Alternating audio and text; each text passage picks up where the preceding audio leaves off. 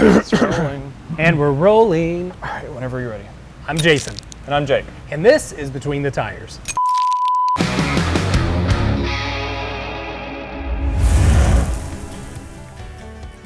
This is an ongoing, continuing series of behind-the-scenes stories and moments and thoughts from us talking about what goes into making the American Dream Car Show. Like stuff from our perspective that maybe didn't quite make it to camera, but we experienced and learned something about when making the show. So. Yeah, what's neat about doing the show is that little things pop up that we didn't expect to happen, which makes it more fun. It doesn't exactly fit in the show necessarily, but it is a great story. And when we recently visited Indianapolis, we had a really fun story unfold. And Jake, you're the one that actually caught it. Yeah, actually I was walking around the Indianapolis Motor Speedway Museum and I was filming B-roll just of like some of the vehicles that they had there.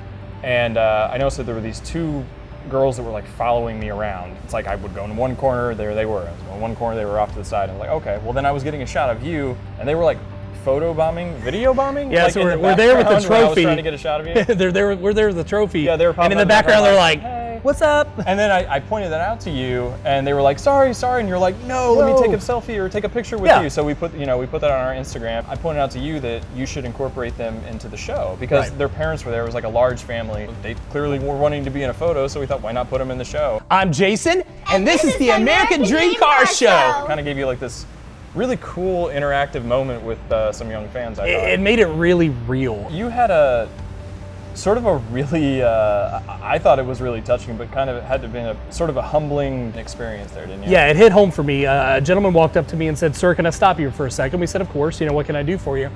He said, my son's over here and he's too nervous to come say something to you. And I said, what do you mean? What's going on? He goes, he saw you walk in and he recognized you from the internet.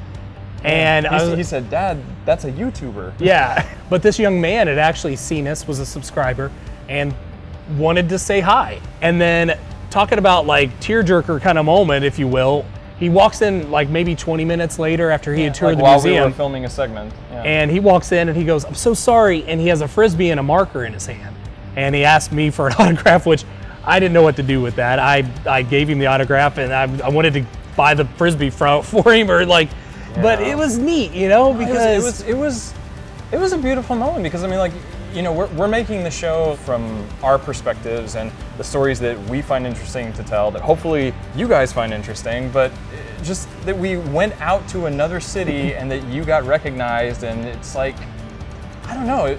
I can't really put that into words, but I can't imagine what that was like for you. Well, Jake, at the end of the day, we know that there's lots of people watching, which, by the way, thank you so much for watching. But for somebody to take the effort to say hi and to acknowledge the fact that it's like, hey, you're doing something that I value, meant the world to me. And so I can't thank you enough. So if you're like that young man and you like what we're doing, be sure to subscribe to our YouTube channel and like us on Facebook. Right, and follow us on Twitter and Instagram too. Yeah, we do all the social media all stuff. the stuffs. Watch.